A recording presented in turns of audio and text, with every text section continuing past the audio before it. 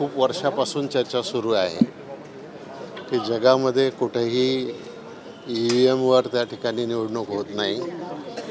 फक्त भारतातच EVMवर निवडणूक होते आणि म्हणून दोन मतं आहेत त्याच्यामध्ये की एक मत आहे की बॅलेट पेपरवर झालं पाहिजे आणि दुसरं मत असं आहे की EVMवर झालं पाहिजे.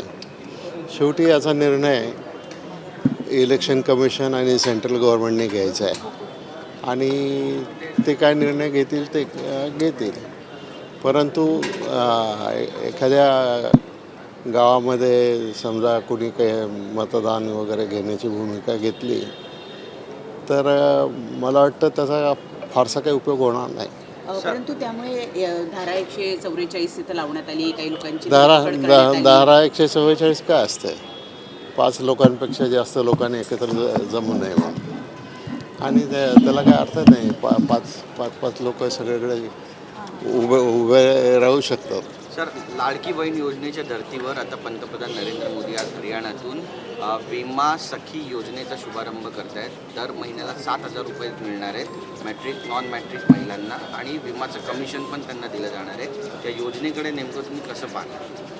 नाही, मी या योजनेच्या संदर्भात काही अजून माहिती घेतलेली नाही, त्यामुळे मी काही त्याच्यावर कॉमेंट देत नाही. सर, 2-3 दिवस झाले चर्चा आहे आता ती मंत्रिमंडळाचा विस्तार कधी होणार, राष्ट्रवादीच्या संदर्भात काय परिस्थिती आहे? नाही, परिस्थिती काय आहे मी आधीच सांगितलं की याच्यामध्ये 3 पक्ष आहेत सरकारमध्ये.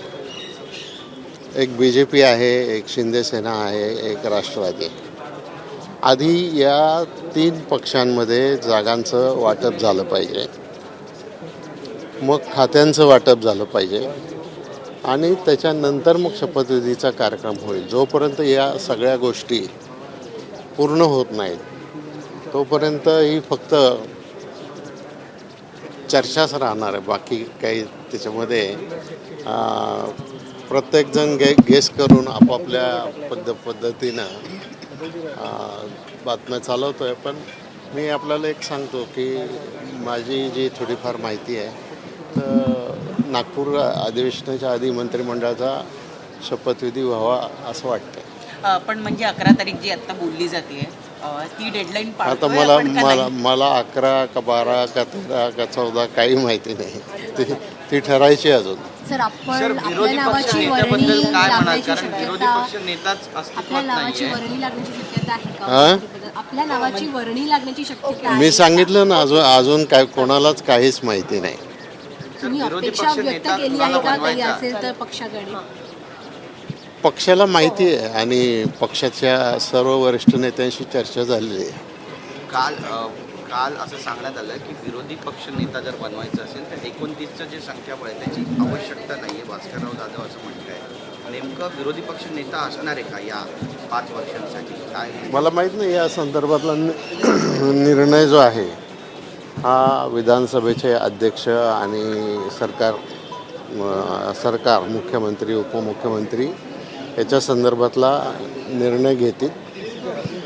खरं म्हणजे सभागृहामध्ये विरोधी पक्षनेता असायला पाहिजे, परंतु पार्लमेंटमध्ये जसं विरोधी पक्षनेता नव्हता, परंतु विरोधी पक्षनेत्याचे सर्व अधिकार त्या ठिकाणी सगळ्यात मोठ्या पक्षाच्या प्रमुखाला दिले होते. अशा प्रकारचं काहीतरी चर्चा करून मार्ग काढता येऊ शकतो, पण शेवटी निर्णय अध्यक्षांचा असेल. ABP माझा, उघडा डोळे बघा नीट.